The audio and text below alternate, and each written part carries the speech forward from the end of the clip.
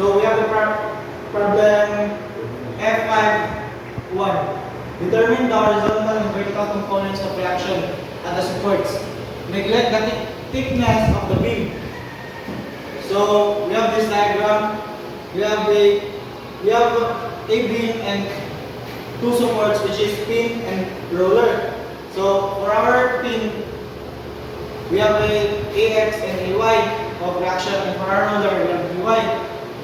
First, we have a force of 500 pounds going downwards and 600 pound foot, and we have a 5 feet of diameter from A to our 500 force, and for our 500 force to our roller, we have also 5 foot. So first we will get its moment A. So let's assume clockwise is positive.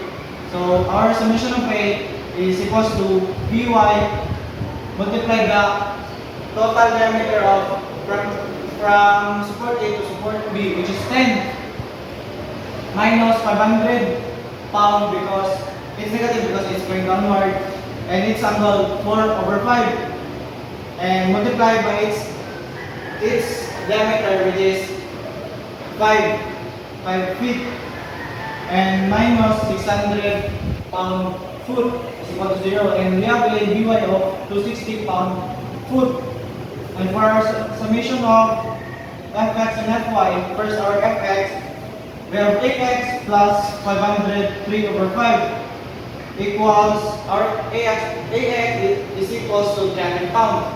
And for our Fy, we have Ay plus 260 By minus 500 4/5 is equals to 0. And our Ay is 140 pound. Anong verse 5 of favor ko pang gigamit sa summation courses? So for our summation of x, we have sine, which is so. So muna 3/5 kay opposite over hypotenuse, and sa atong y, cosine, which is cot adjacent over hypotenuse, muna 4/5. Problem F.2. So determine the horizontal and vertical components of reaction at the pin A and the reaction on the pin central. So ating figure din kung pin A sa yung sa tuwang B na object balik na siya di C. So ikan dili sa atong pin A, padulong dili sa C, atay sukon nga 1.5 meter. Tapos ikan po dili sa C, padulong dili sa D, atong check sukon nga 1.5 meter, then na siya force na 48. Tapos dili sa AY na to, ikan sa D, padulong sa atong A, is natay suot na 1.5 meter Japon. Then natay angle din na 145 degrees. So pag-solve na to sa atong summation is negative 48 since paubos ng shock dahil yata yung sukod na to sa atong pin, which is kami 125 plus 125. So natay 3 meters plus CD, which is ang atong ginapangita, sine 45 times 1.5. Then ang CD din nato sa atong summation is 11.31 km. Next nato mapag-solve ang Fx.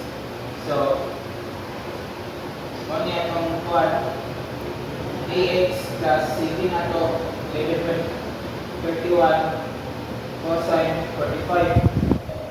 So, ang effect na ito is 8 pm. So, yung point na sa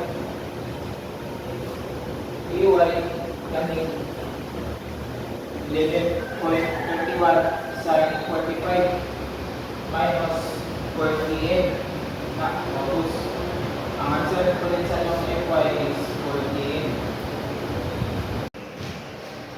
Ano sin 45 ang gigamit sa moment A? Since ito mang pagkat yung CP, paano siya? Since naman siya sa component of y, x paano?